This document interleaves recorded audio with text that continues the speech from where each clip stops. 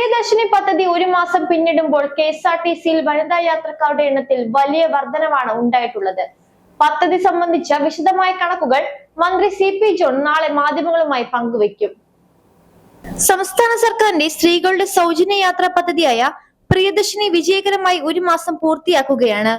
പദ്ധതിയുടെ വിശദമായ കണക്കുകൾ ഗതാഗത മന്ത്രി CP ജോൺ നാളെ മാധ്യമങ്ങളുമായി പങ്കുവയ്ക്കും. ആദ്യ ദിവസങ്ങളിൽ സൗജന്യ യാത്രയ്ക്കായി 2.25 കോടി രൂപയാണ് സർക്കാർ KSRTCക്ക് നൽകിയിരുന്നത്. എന്നാൽ നിലവിൽ ഇത് 2.70 കോടി, 2.84 കോടി രൂപ എന്നിങ്ങനെ ഉയർന്നിട്ടുണ്ട്. വനിതാ യാത്രക്കാരുടെ എണ്ണത്തിൽ വലിയ വർധനവാണ് ഉണ്ടായിരിക്കുന്നത്. 5 ലക്ഷത്തോളം വനിതകളാണ് KSRTC ബസ്സുകളിൽ അധികമായി എത്തിയത്. ദിവസക്കൂലിക്കാർ, വിദ്യാർത്ഥികൾ എന്നിവർക്ക് പുറമെ മുൻപ് ഇരുചക്ര വാഹനങ്ങളിലും കാറുകളിലും യാത്ര ചെയ്തിരുന്ന വലിയൊരു വിഭാഗം സ്ത്രീകളും ഇപ്പോൾ KSRTC ബസ്സുകളെയാണ് ആശ്രയിക്കുന്നത്. രാവിലെയും വൈകിട്ടും ബസ്സുകളിൽ വലിയ തിരക്കാണ് അനുഭവപ്പെടുന്നത്.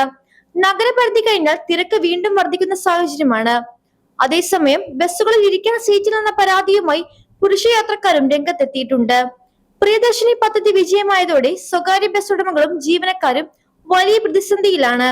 ഭൂരിഭാഗം വനിതാ യാത്രക്കാരും KSRTC ബസ്സുകൾക്കായി കാത്തു നിൽക്കുന്നതിനാൽ സ്വകാര്യ ബസ്സുകളിൽ യാത്രക്കാരുടെ എണ്ണം കുത്തനെ ഇടിഞ്ഞു. ഇത് ജീവനക്കാരുടെ ജീവിതം വഴിമുട്ടിക്കുന്ന അവസ്ഥയിലേക്ക് എത്തിച്ചിരിക്കുകയാണ്. സ്വകാര്യ ബസ് മേഖലയ്ക്കുണ്ടായ ഈ ആഘാതം മറികടക്കാൻ ബസ്സുകളിൽ പരസ്യം പതിപ്പിക്കാനുള്ള അനുമതി മന്ത്രി CP ജോൺ കഴിഞ്ഞ ദിവസം പ്രഖ്യാപിച്ചിരുന്നു. News desk life Malayalam.